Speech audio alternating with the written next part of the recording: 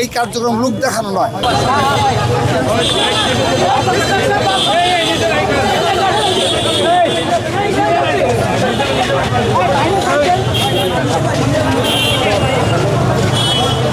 এরকম কষ্ট আমাদের জীবনে বিগত সময়ে সবসময় ছিল। খুনি হাসিনার সময়ে এর থেকে আরো শতগুণ কষ্ট আমাদের হয়েছে। অত্যাচার, নির্যাতন, জেলখানায়, জেল, রিমান্ড, অনেক কিছু কেটেছি। সেহেতু এই দেশপ্রেম উদ্ভূত হয়ে আমরা রাজনীতি করি।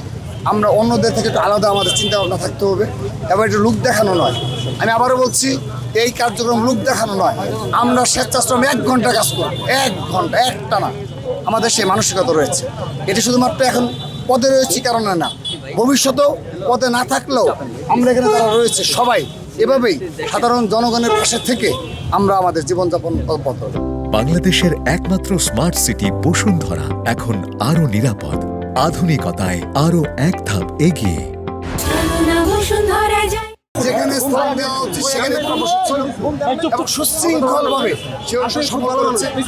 আপনি লক্ষ্য করবেন যে ঢাকা বিশ্ববিদ্যালয়ে যানজট এড়িয়ে দেওয়ার জন্য চেষ্টা করেছি এবং কোনো যানবাহন ঢাকা বিশ্ববিদ্যালয়ের ভিতরে অবস্থান করতে পারেনি।